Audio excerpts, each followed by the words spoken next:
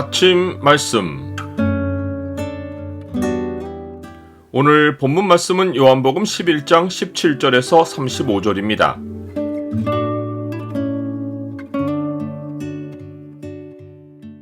생각을 말씀에 두고 주와 연합하여 살라. 오늘 본문을 약속의 창으로 보면 우리가 누구에게 믿음을 두어야 하는지가 보입니다. 약속의 창을 보여주는 구절은 11장 25절과 26절입니다. 예수께서 이르시되 나는 부활이요 생명이니 나를 믿는 자는 죽어도 살겠고 무릇 살아서 나를 믿는 자는 영원히 죽지 아니하리니 이것을 내가 믿느냐.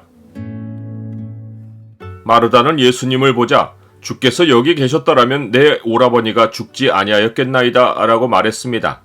예수님이 빨리 오시지 않고 지체하시는 동안 마르다의 마음에는 원망이 차올랐습니다. 하지만 예수님이 오신다는 말에 마르다의 마음에는 일말의 희망도 생겼습니다. 그래서 마르다는 이어서 이렇게 말했습니다. 그러나 나는 이제라도 주께서 무엇이든지 하나님께 구하시는 것을 하나님이 주실 줄을 아나이다. 이어지는 대화를 보면 이제라도 라는 말의 뜻을 알 수 있습니다. 마르다는 나사로의 죽음을 기정사실로 받아들였지만 마냥 슬픔에 젖을 수는 없었습니다. 당시 문화에서 마르다나 마리아는 결혼하지 않은 상태인데 남자가 죽는 것은 집안의 큰 시련이었습니다. 그런데 예수님이 오셨으니 마르다는 이제라도 주께서 어떤 도움을 주셔서 자기들에게 살 길이 열릴 것이란 희망을 품은 것입니다. 그런데 예수님은 누구라도 문자대로 받아들이지 않을 놀라운 말씀을 하셨습니다. 내 오라비가 다시 살아나리라.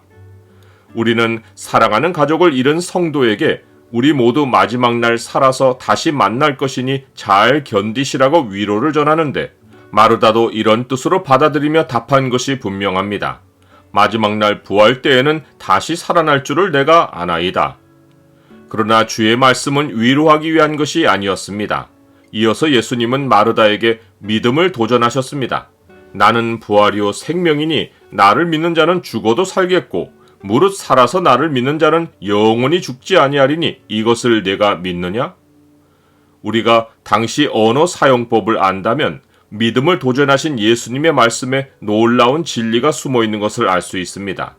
예수님은 당시 일반인의 대화에서 쓰지 않는 용어를 사용하셨습니다. 예를 들어 일반의 사람들은 상대의 신뢰를 요구할 때 나를 믿어 라고 말합니다. 이때 나를 이란 말과 믿어 라는 말 사이에 다른 말을 집어넣지 않습니다. 그런데 예수님은 그 사이에 안으로 라는 말을 넣으셨습니다. 예수님의 말씀을 문자대로 풀면 내 안으로 믿어 라는 뜻입니다. 예수님은 내 안으로 믿는다는 것과 나는 부활이고 생명이란 진리 선포를 연결하셨습니다. 일반의 사람들이 이해하는 부활은 다시 사는 것인데 예수님은 자신이 부활이고 생명이라고 하셨습니다. 바리새인들도 부활을 믿지만 그들이 상상하는 것은 단순히 다시 사는 것입니다. 그러나 주님 밖에 있는 자들에게는 심판의 부활이 찾아옵니다. 부활을 포함하여 어떤 일이 일어나길 바라는 것은 누구라도 자기 방식대로 상상할 수 있지만 모든 생각이 진짜 현실이 되는 것은 주 안에서입니다. 그러므로 그리스도인은 주님 밖에서 상상하고 살 것이 아니라 주가 약속하신 말씀으로 믿음의 자리를 옮겨서 주를 믿어야 합니다. 믿음을 도전하신 주님의 질문에 대한 마르다의 응답은 놀라운 지혜를 보여주었습니다. 우리는 마르다가 부엌일만 하는 여인으로 알고 있는데 매우 지혜롭게도 마르다는 예수님의 말씀에 담긴 그 특이한 어법을 알아차리고 주님의 도전에 합당하게 응답했습니다.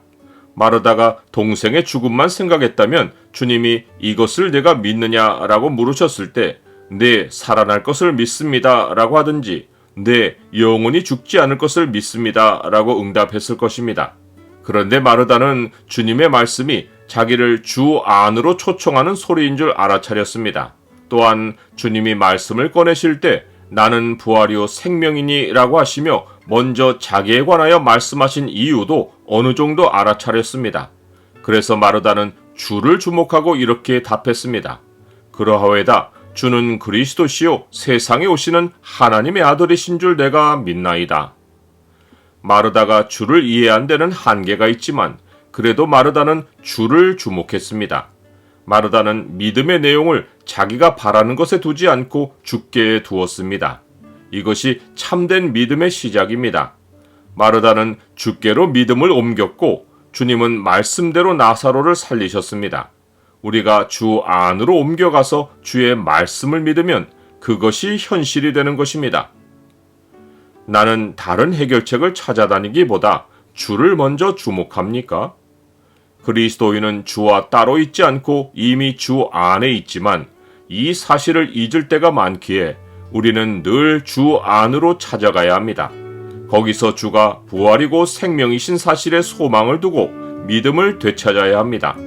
우리가 믿음을 둘 대상은 오직 주님이십니다.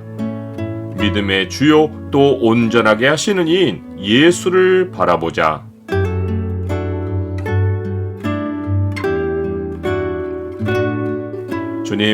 주님보다 주께서 해주실 일에 더 눈을 두지 않으며 믿음의 주요 온전하게 하시는 주를 바라게 하옵소서.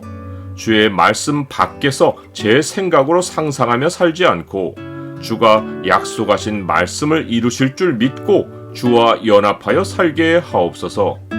예수 그리스도 이름으로 기도드립니다. 아멘.